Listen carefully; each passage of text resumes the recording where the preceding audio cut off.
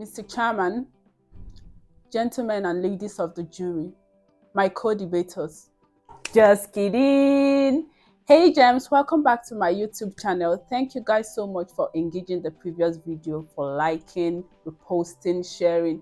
And I saw you guys in the comment section, just making it all a wholesome experience. I'm so grateful. Thank you guys, and welcome back to another wonderful episode of Story Time with Jem. So today I'm going to be talking to us on the topic, the counterfeit. So we all remember how God took the Israelites out of Egypt to the promised land, yeah? So, but specifically today we are going to be looking at the period in between. Now, there was a point that God told Moses to meet him at Mount Sinai to get the 10 commandments for the people and also instructions on how to build the Ark of the Covenant, yeah, through which God was going to meet the people and going to lead and direct them to the promised land. So something happened. While Moses was on Mount Sinai getting these instructions, the Israelites, not seeing Moses, their supposed leader that brought them out of Egypt, and this was the wilderness, like they didn't see Moses again. So after a while, they became agitated. And then they went to Aaron and they said, hey, this your guy there, oh, we don't see this guy again, oh. And Aaron was obviously probably trying to like calm them down, but then they got like, no, no, no, no, no. Since we cannot find your guy and this is God that led us out of Egypt, please make another God for us.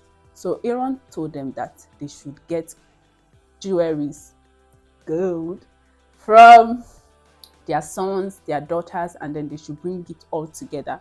And he was going to use it to make a God for them. And so they collected these jewelries, gold specifically, and then Aaron used it to form a golden calf for them.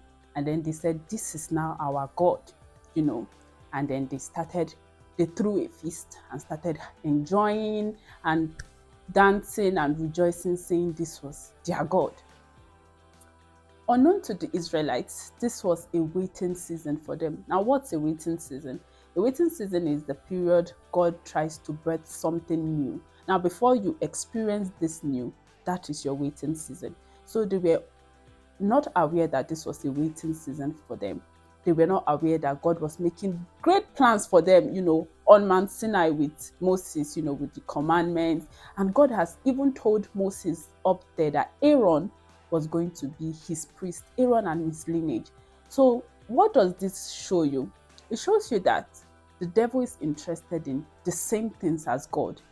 Our purpose, our destiny, our life, that's your godly relationship, that's your godly marriage, those your children that are heritage of the Lord, the same things that God is interested in. These are the same things that the devil is interested in. So what made the Israelites settle?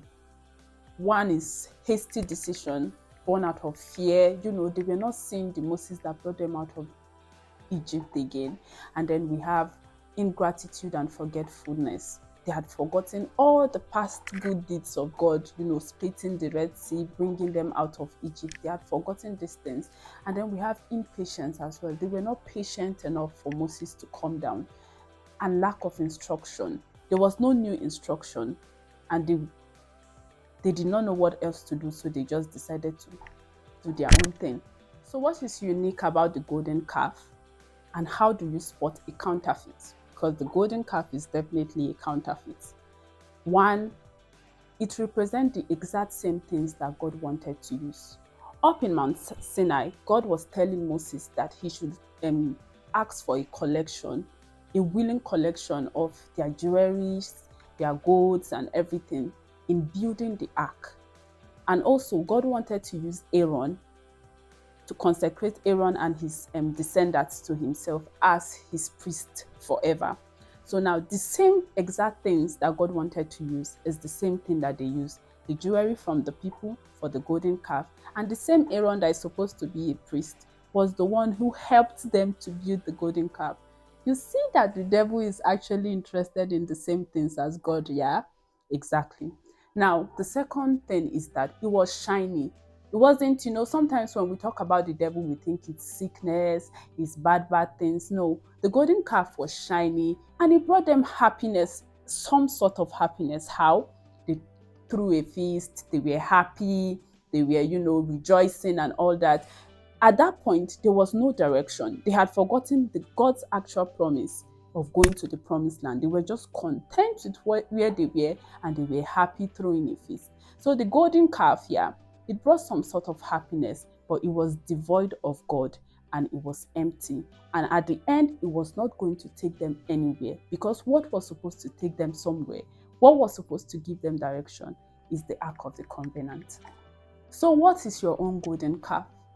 For the Israelites, the golden calf was the counterfeit. What could be yours? It could be that well-paying job, that well-paying job that takes all of your time, and now you no longer have time to study the Word of God. You no longer have time to pray. You no longer have time to do the things, to fellowship with God. It just, it takes you out of the presence of God, but it's a well-paying job. What else? It could be that toxic relationship. Yes, he's meeting all your needs, she's meeting all your needs, she's fulfilling all your fantasies, but it's devoid of God. That's a counterfeit. It is not what God intends for you. And some of us in our waiting seasons, we settle for counterfeits. For example, we fall into vices. Yahoo is bringing money, but it's a counterfeit. That is not the will of God for you. That hookup you are going for, sis, it's a counterfeit. That can't be God's purpose for your life. But that's what the devil is going to bring, to distract you from God's actual purpose for your life. Now, how not to settle for a counterfeit? Number one is, don't be afraid. I know life has a way of getting us to be scared, and we become like the Israelites. We become scared, we become, worried. But the truth is, the Bible has said that God has not given us a spirit of fear, but of his sound mind. So in fear, we always make hasty decisions that are devoid of God. When you're afraid, when you're scared, you just do the next thing that comes to your mind. So always try to find your peace first before making any decision, and to always listen for the voice of God, and you can find the voice of God not in the chaos. So that means you have to make sure you are not afraid. You have to find peace. That is the only way you can hear God clearly for what he's asking you to do. Thirdly, always listen for instruction. If there's no new instruction, continue at the instruction that God has given you. Always listen for the voice of God. I know sometimes you would have prayed for days, for months, for weeks, and then you are still not hearing God, or you are still not getting a new instruction. The truth is, if you've not gotten a new instruction, continue at the last instruction. That's the mistake the Israelites did. They were not aware of what was going on in Mount Sinai, but at the same time, they wanted the next immediately, and that was why they went and made a god for themselves. So always keep at the past instruction, remembering God's faithfulness in time past, and you are going to hear God clearly for yourself. And be patient. That's just it. It's going to be hard, it's going to be difficult, but just be patient. Trust, beyond the promise, beyond whatever you are waiting for. Don't make the promise your God. Trust the God of the promise. Just be patient.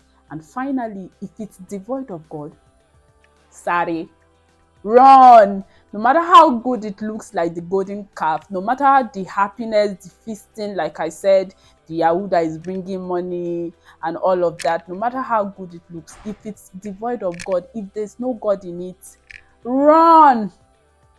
For bonus points, have a Moses in your life and be a Moses. Now, who is a Moses? Moses is an intercessor.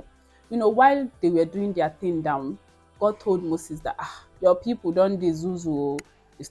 They've made a god for themselves and all that. And then God was furious. God wanted to destroy the Israelites. But then Moses interceded on their behalf. He begged God on their behalf. And when he came down, he destroyed the golden calf. He made them, beg God for forgiveness and be in alignment with God again. So it's important to have that person that no matter how difficult it's going, they give you the nudge in the right direction. They remind you of God. They pray for you, they intercede for you, and they bring you back to God if you are getting it wrong. And it's also important that you are a Moses as well. Don't just wait on a Moses, be a Moses for somebody. So that's it, guys, for today. Thank you so much for sticking with me on this journey today. Now, don't forget to like, to comment, to share, to repost, and subscribe. And click on your notification button so that when next to post, you'll be the first to get notification. Thank you. Peace out.